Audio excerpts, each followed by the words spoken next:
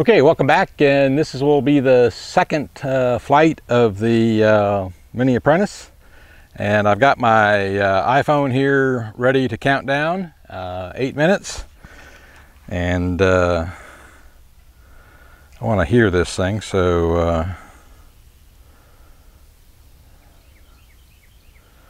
let's see.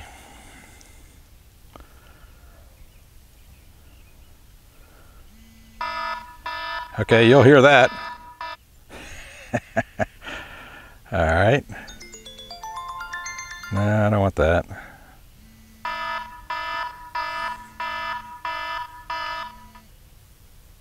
Okay. So I want to hear that alarm loud and clear. Okay, so I got my battery here. I'm pretty sure it's full. Battery says 12.5 volts, that's full enough. So we got Velcro on the back. We're gonna put it right where the marks are for it to be. And I'm gonna actually loop the Velcro through the loop and pull it tight. And then tuck that side down. And we've already done the post-flight, and that will serve as a pre-flight in this case. And we'll turn the radio on. Radio has the throttle all the way back and the throttle cut on. And I'm not sure on the finished maiden flight that when I went out to pick it up, I put the throttle cut on. You should always remember when you're finished flying and you go to pick up the airplane to put the throttle cut on, so you don't accidentally start the throttle. All right, so here we go. Okay. That's going to wait for me to put this down, flip this over and set it down.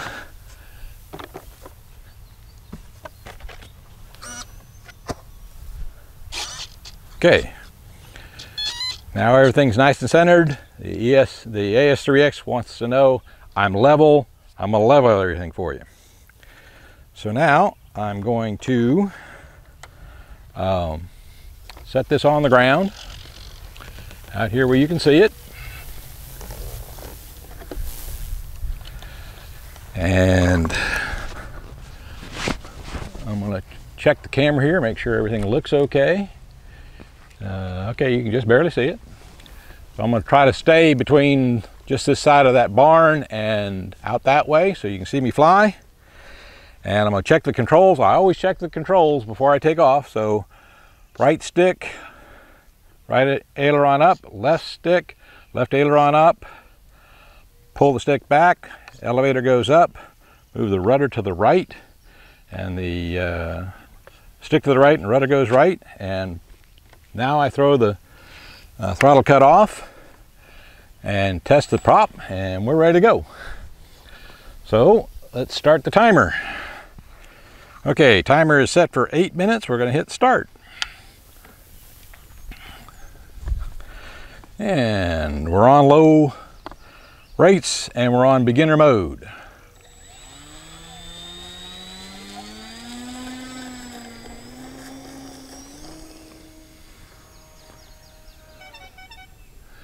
Well, it turned off camera because the grass was a little thick and it just started in the wrong direction, but it took off well. Okay, I've got the throttle back to about 40%, and at 40% we're going to have a nice long flight. I will probably fly a lot more than 8 minutes. So actually the throttle is now down to 30%, okay, and it's not climbing. So I tell you what I'm going to do. It's still climbing even at 30%, but it's flying well at 30%. But I'm going to trim nose down a couple clicks. 1, 2, 3 clicks nose down. And then add a bit more power. And make sure it stays hands-free, okay? So hands-free is easier in beginner mode, okay? But now as you make your turn, even in beginner mode, you make your turn and you pull back on the elevator a little bit to make it turn around faster. You really don't need rudder because there's coordinated rudder, I believe, in the AS3X. So it's probably coordinated the rudder for you. I'll verify that later. At least I think that's the way it works in beginner mode. I'll have to check each mode as to make sure that the rudder stays coordinated in all modes or not. I don't think it may not do that in experience mode. So you can just see me floating around out here in beginner mode. Okay. So I'll do one more turn in beginner mode here. I'll switch to intermediate mode and you'll see me maybe be able to do a lot tighter turn. Just by the way that aircraft turned, I don't know if you could see it or not, but the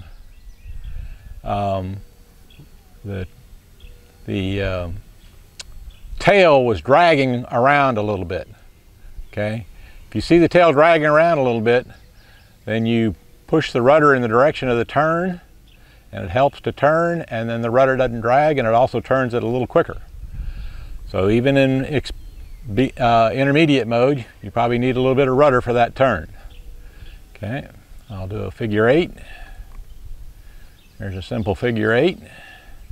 Come back this way.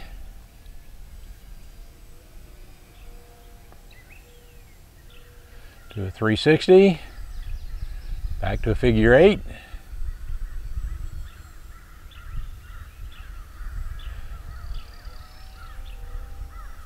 I added a bit of power. Probably didn't need that much power, but I added some. Okay. In intermediate mode, when you get up to the higher bank angles, you do have to add a little bit of power to compensate for the loss of lift because you got so much bank angle in. And on that one turn, I probably added a little too much power, pulled it back, but I'm still fairly level out there.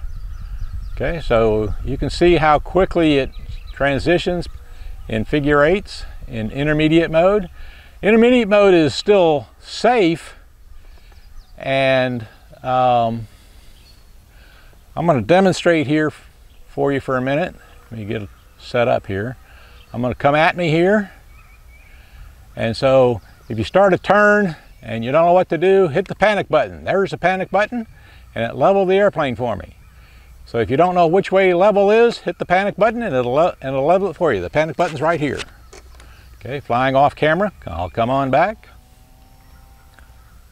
So in all modes, the panic button works. Okay, so the panic button, you have your left index finger always sitting on it.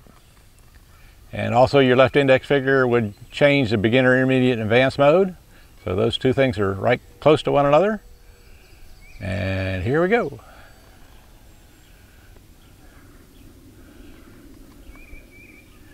Okay, one of the things you have to learn is beginner mode is really just for beginners. As you get more experience, you feel comfortable, you ought to switch to intermediate mode because that's how all other airplanes fly.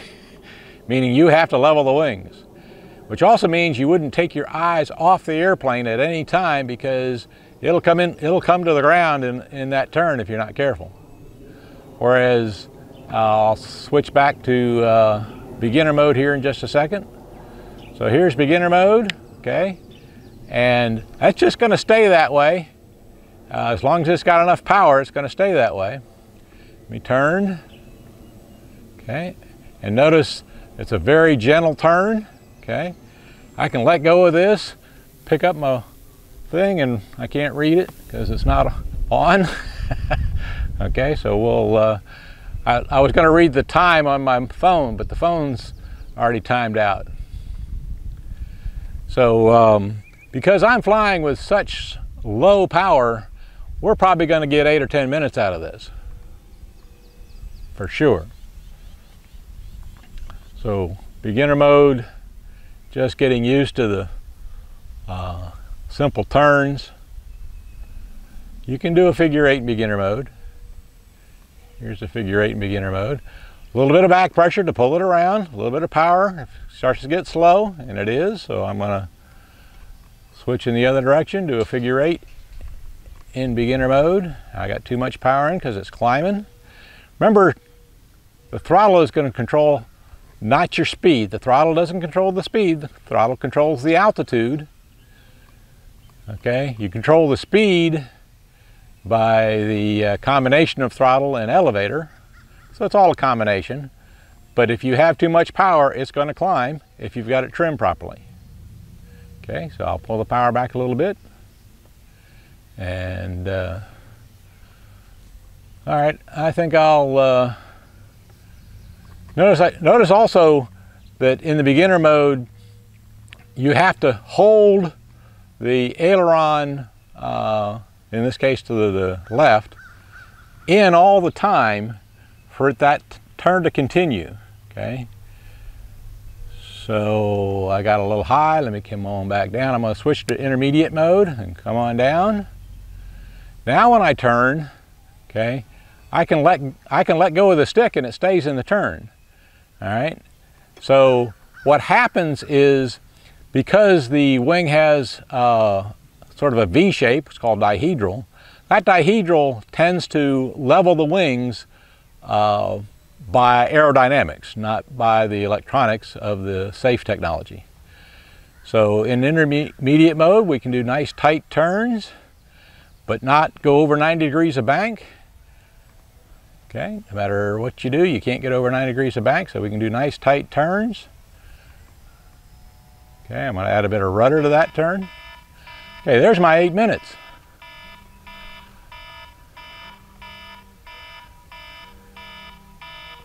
I'm going to land. I'm landing in intermediate mode. Same thing as I did before. Simple landing. The reason I'm landing is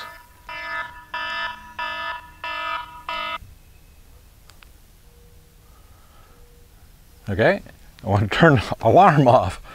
Now, even without checking the battery at this point, I'm going to go ahead and fly a little bit longer.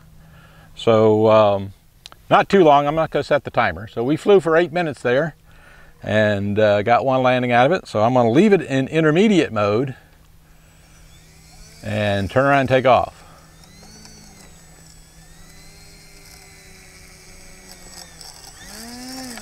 Okay, even in intermediate mode, you're limited by how much you can move the rudder. So I'm going to have to turn this around manually, or I could switch to high rates and or experience mode, but I want to take off in intermediate mode. So you got a little bit more authority over the rudder here. And I'm going to take off in intermediate mode.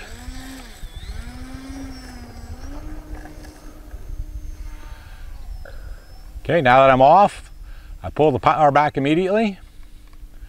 You can do if the grass guy that's going to cut the grass, I'm sure will be out here soon. And if the grass is newly mowed, you can probably take off with 70% power and then pull it back to 50. A lot of times I don't use 100% power. For the tall grass here and the small wheels, I'm going to use 100% power to take off.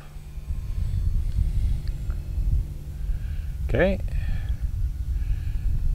And so intermediate mode is how I would suggest you fly this until you become an experienced pilot. If you are an experienced pilot, have fun with it.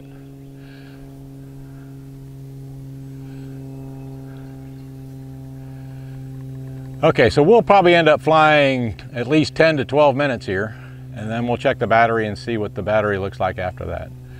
We're not doing a lot of takeoffs, and we're not doing a lot of 100% flying, so we'll have plenty of battery left even after 12 minutes. If all you're doing is flying around at 50%, this thing's going to stay up in the air quite a while. So I'm doing really tight circles, figure eights.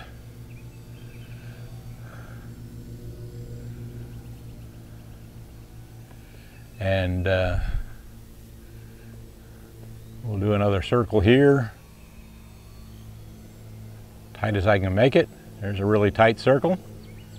Okay, added a little bit of power to that. Now I'll do a figure eight right here.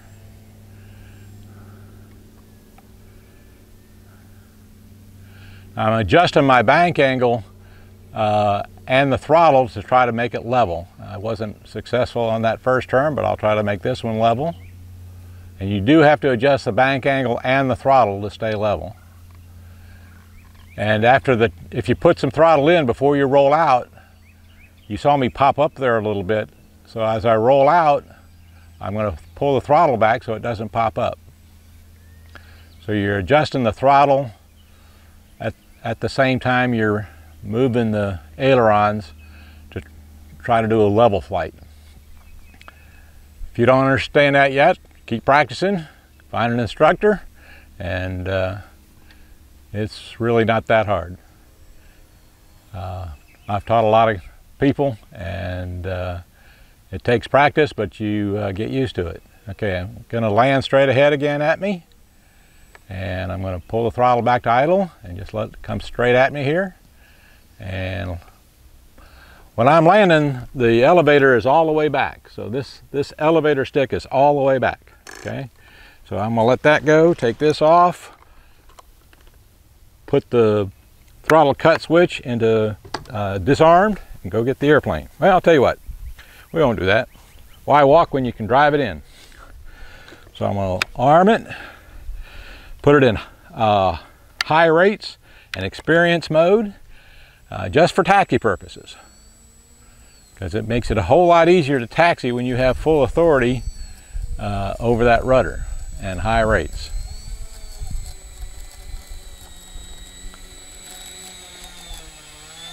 Okay, so now throttle cut is armed, or disarmed. The throttle is disarmed, throttle cut is on.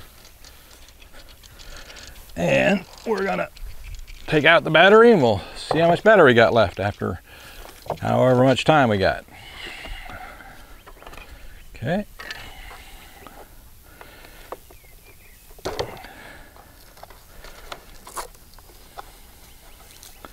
Okay, now that the battery's unplugged, I can turn the radio off.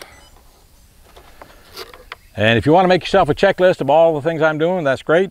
I work with checklists all the time. So now let me find my battery checker here.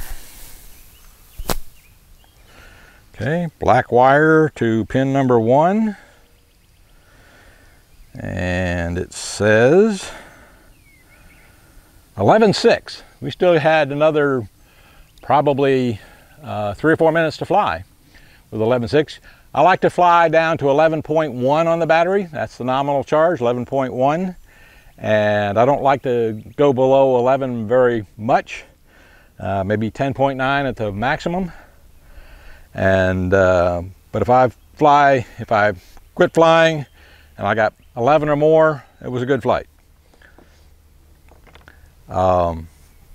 So just to inspect the aircraft, I don't think any damage happened to it because it didn't crash or do anything.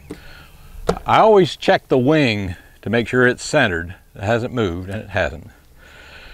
If the wing ever touches the ground on a takeoff or a landing, probably won't cause any damage, but it might get off center. So you always want to check that. Okay, thank you for watching, and stay tuned for the next video.